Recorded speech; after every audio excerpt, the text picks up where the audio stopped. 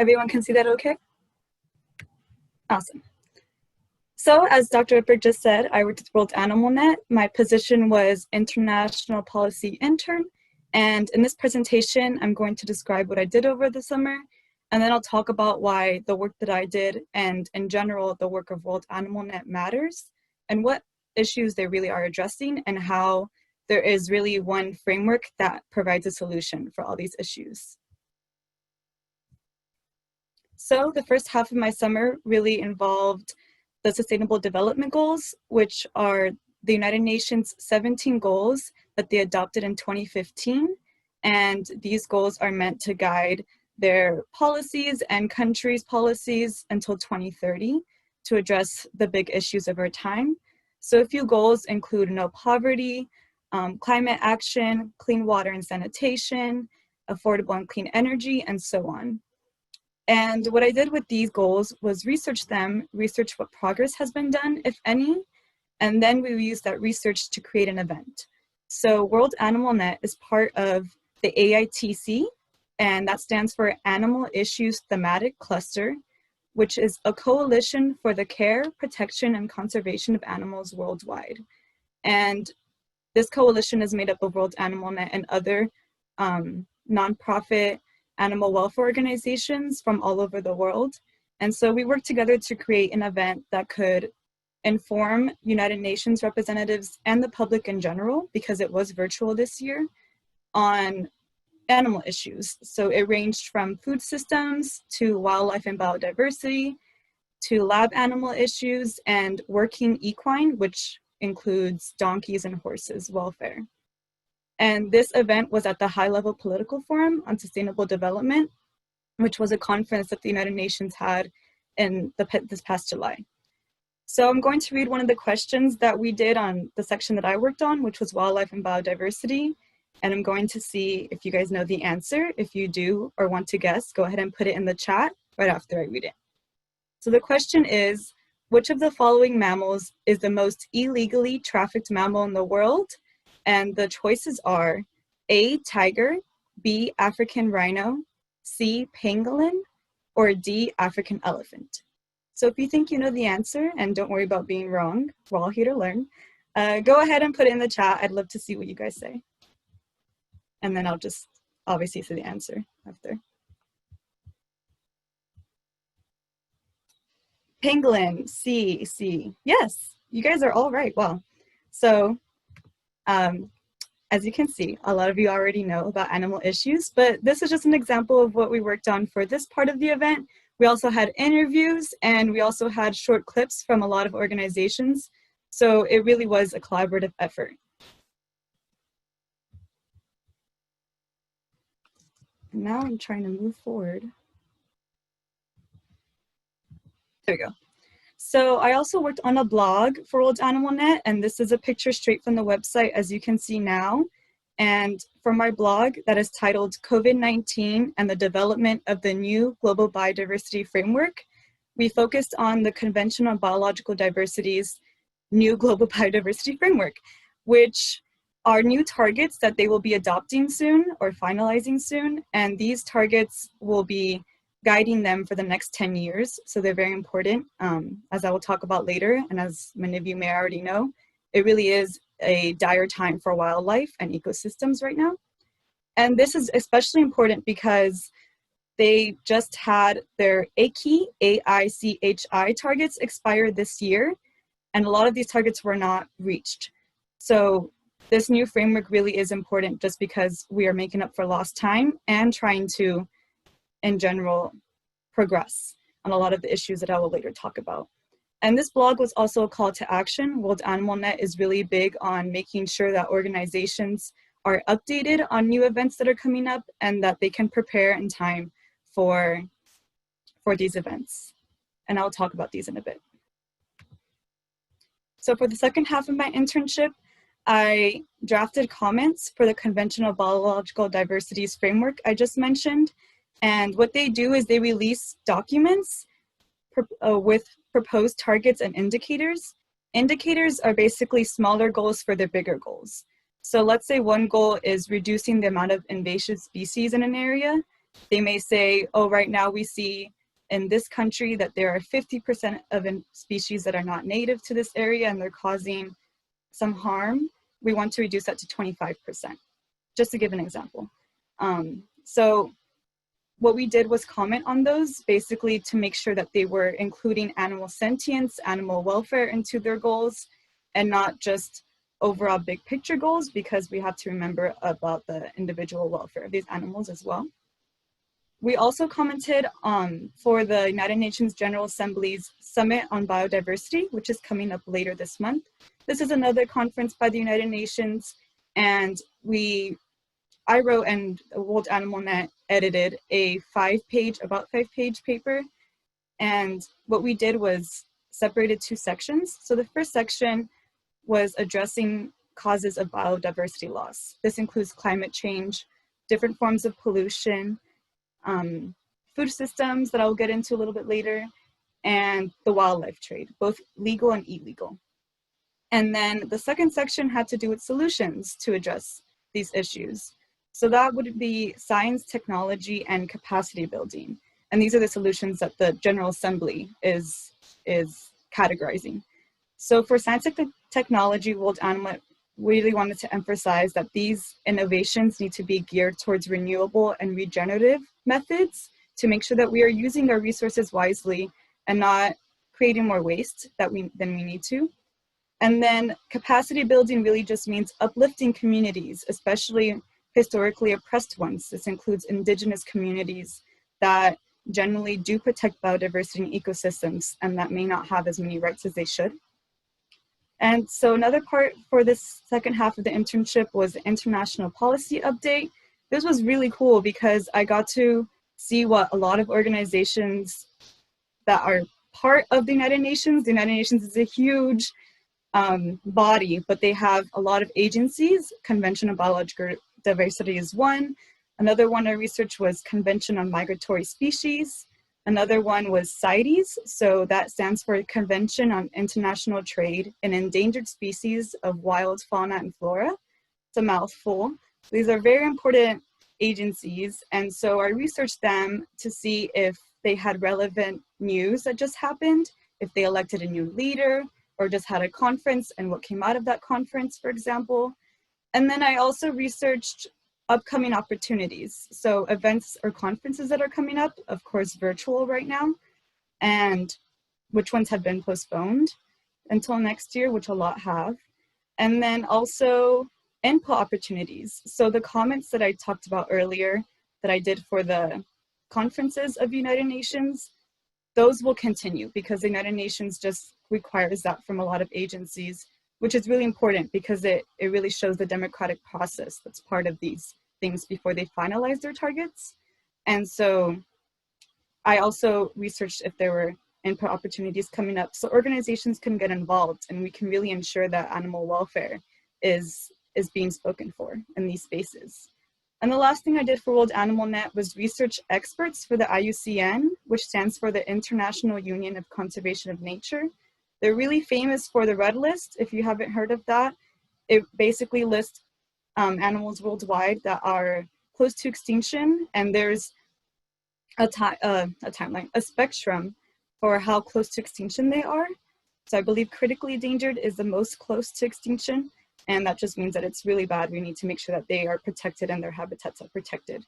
So researching the experts was really interesting because you want to know who has influence in these spaces, so we make sure that we have enough people speaking for animal welfare in general and not just other aspects of conservation, just because wildlife conservation can be viewed in a number of ways and sometimes they are controversial. So now that I touched on what I did this summer, I wanted to talk about what I did matter and what in general the work of World Animal Net does, why it matters. Well, in general, they are one of few organizations that are lobbying the United Nations, and they are working a lot to make sure other organizations are in these spaces because, as I mentioned, in these democratic processes, if we don't have people involved, it is really unlikely that they will consider animal welfare at all. So the work that they are doing is really important, and that's why I was so honored to be a part of it. And also just knowing that they are inspiring other organizations to take part of these opportunities and to prepare, it's really enlightening. And so I want to touch on now the issues that not only affect animals, but us and the environment as well. And then I will talk about a solution. So don't get too depressed. There is going to be a happy ending. So to start off, the biggest existential crisis of our time, climate change. If you haven't heard about it, it is just, it reaches so many other issues. It's a big issue, but I really wanted to focus on how it's already impacting animals and vulnerable communities who are the least to blame. I mean, animals really aren't to blame at all, but vulnerable communities just means marginalized communities. This includes indigenous, as I already mentioned, and just poorer communities that are already being forced to migrate or change their way of living, and they really did not contribute to greenhouse gas emissions, if at all, or very little. So that's just something to keep in mind. And the next issues that I want to touch on are wildlife trade and poaching. I know this doesn't really seem to affect humans as much, but it does. When we deplete wild populations, we're not only disrupting ecosystems, which means that we are ruining how they function. And if we don't have functioning ecosystems, we don't have clean air and water, which we need to survive. But also, as COVID-19 has shown, this spreads diseases more easily to humans. And so to prevent that, it really is important that we stop legal and illegal wildlife trade, or at least minimize it, because as Michaela mentioned, some cultural implications don't allow for a full stop, and that's understandable. And then another huge category, but of many issues, is fossil fuels, pollution, and waste. These go hand in hand as they contribute to climate change. Also, just in and of themselves, they're issues. And this is what I focused on in my paper this summer, just because it was something that I wasn't really as informed of as the other issues. So it was really interesting to see how companies are incentivized to continue these things, although we know that they're really bad for everyone, because not only are there health defects in humans, such as asthma is higher in communities that live near plastics factories, for example, but this also contributes to plastics in the food chain. And so we have fishes eating plastics, and then people eat fish. And so it's a huge issue. I'm just going to touch on a few more, and just remember, there's a happy ending. I know this is getting to a lot of big issues, and it's a lot to deal with. And so the other ones that I want to touch on are deforestation, and this clearly has to do with destroying homes of animals, but also we're destroying the homes of indigenous peoples. And so this is also hurting humans as well. And as I already touched on, disrupting ecosystems, tearing down land that's working, we are making it not work anymore for us. And so that's also getting our air and water dirty. And this leads to biodiversity loss. But I wanted to talk about biodiversity loss and an issue in and of itself, just because it describes the extinction crisis that we have, which is species going extinct, I think every day at this point. And this hurts humans because a lot rely on things such as fishing for their livelihoods, just to eat that day. They rely on fishing, a lot of the global south. And so although these issues may not be affecting people in privileged communities as directly, or they don't see it yet, it is already affecting a lot of people in other areas. And the last issue that we discussed in World Animal not a lot, because it's just so far reaching, and for all of these issues I really could not even scratch the surface. I mean, these all take separate presentations, but for food systems, it really shows a lack of animal welfare, just the filthy conditions that they're usually put in for industrial animal agriculture, which is also known as factory farming, or CAFOs that we touched on, concentrated animal feeding operations. And these often don't have worker rights because, especially in the US, we have undocumented immigrants working in slaughterhouses. And so when they don't have rights as citizens, they also don't have rights as workers, and that gets easily taken advantage of. And in general, this degrades the environment because we need so much space for these animals and so much space for the food that they're being fed. And this isn't even really feeding us that well. We are getting sick, as we can tell. So to end on that happy note that I promised you, there is one framework that we talked a lot about over the summer that I think everyone should know, because it really just emphasizes how we are all interconnected, meaning that animals, people, and the environment are all interconnected. And that is one welfare.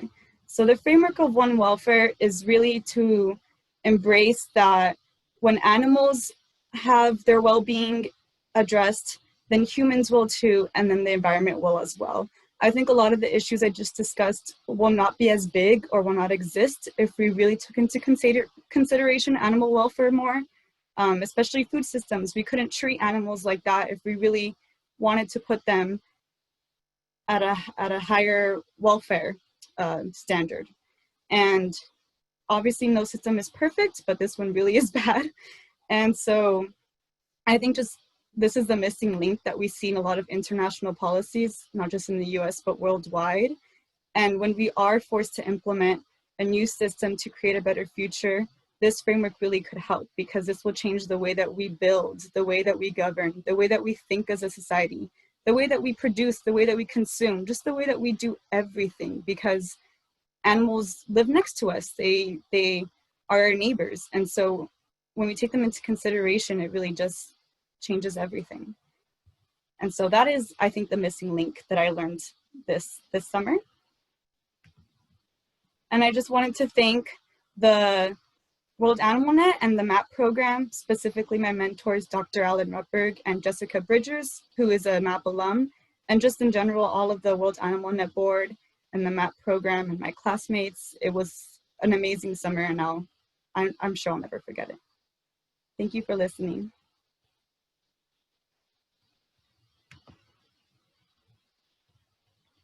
I'll take any questions now, if there's any.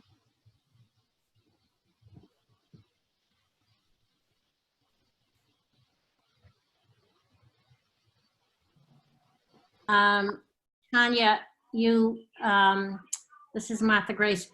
You did what everybody would do in discussing climate change and animals, is to show people the connections so that they don't think one's on one side, one's on the other. It's a connected, everything is connected, but we don't always, our policymakers don't always see that.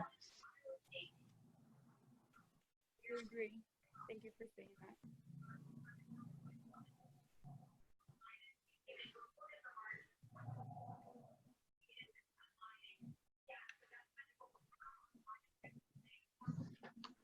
Do you have any other questions? Anything on the chat? I love the concept of one welfare. It's not a question, it's just a statement. And I feel like that's something that definitely, maybe in this year's MAPP program, who knows, that'll come up. Or I feel like that would have definitely been something we discussed in topics in animal ethics. I feel like that's anyway, it's just a comment. Oh, that's a good point. I know in the program we learned about One Health, but what I learned in the externship is that One Welfare it's newer than One Health, and it took organizations and governmental bodies so long to adopt One Health, and so One Welfare may take longer. But I think it really does go a step further, because when we think of health, we think of physical health, and there really is so much more to well-being, not just for us, but for animals as well, than physical health, right? So I really did like this framework. And there's a book about it, there's a whole website about it, if you guys want to look into it. Thank you. Hello. We can hear you. Hello. Yeah, we can hear you, Filbert. Okay. Yes, I'm Philibert from Rwanda Food and Drugs Authority. And I'm first of all thanking Tania for this wonderful presentation. But I have one question. Basically, my background, I'm a biologist, but now I'm doing my master's in geoinformation for environment and sustainable development from University of Rwanda. Talking about the climate change and its effect to animal welfare, I would like to ask one question. This issue of climate change is complicated, and it can even pass borders.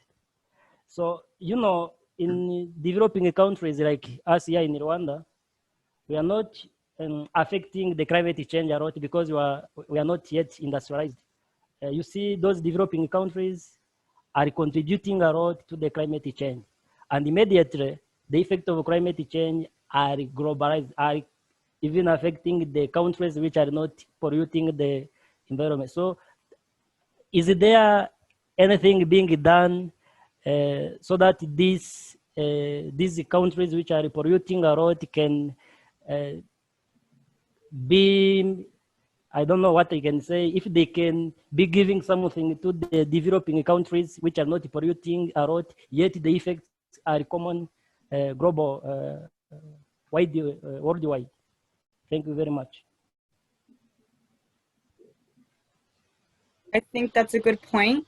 That I know this year the United Nations was a bit strange. I don't know if everyone knows, but the Trump administration decided to try to leave the Paris Climate Agreement. From what I understand, it's not official, and we can still try to get back in. If Biden is elected, he plans to go back in. Obviously, Trump does not want to be part of it. So that is something that's, I mean, under this administration, the United States is not doing anything for climate change, basically, because they just are really harming the environment and animals more so than anything. And so that just brings up about a point that it really does matter when we vote for our leaders, because there are other countries that are doing many things to address climate change. But as we know, as you just mentioned, it is a global issue. And so if the US, as such a big country, continues this path, even if other countries do everything they can, that doesn't necessarily mean that we will be able to do enough. So it really is up in the air, I think. And I don't know if there is a way to necessarily help developing countries other than for countries to take in more refugees, climate refugees, just because that is a problem that is happening all over Europe, and it is continuing more into the US too. But we also have immigration issues right now. So it really depends what happens in November for the United States specifically. But for other countries, it also depends on their leaders and governments in general. I hope that answers your question. Okay, thank you very much. But what are the strategies that you may be using in mitigating the climate change so that even here we can also imitate them if we don't have them yet? Right, so what are strategies that are being used there to mitigate this issue of climate change so that we protect our animals, but also we also? Yeah, for protecting animals, wildlife conservation, just protecting nature, protecting ecosystems. If we restore ecosystems as well, they'll be able to actually help with climate change. Because, for one example, mangroves, it's a type of forest that's near the ocean, and these actually filter a lot of chemicals and just sediments that are bad for the ocean. And so when we destroy them, we are actually allowing more pollutants to go into our ocean. So restoring ecosystems like these that are very important, that's one thing we can do. And that also allows for animals to live in these ecosystems that are theirs in the first place, in their homes. Just other things like renewable energy, and try to reduce our amount of waste. So that means to try to reduce the amount of plastic that we use and try to use other materials that are more biodegradable. Of course, this is different for everyone. I know that I may have more options than people in other countries or even in other cities in the United States to do these things. And so it really is dependent on the amount of money and the amount of privilege that you have. it varies, but these are the bigger things that we can do. It really just focused on restoring and helping the environment.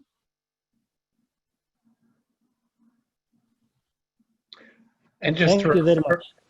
to refer to the chat, there's a link from Stephen Ronan to an article discussing specific potential mechanisms for helping developing nations cope and assist with climate change issues. It's actually part of the World Animal Net board. So thank you, Stephen, for that, for that support. Okay, thank you, Tania.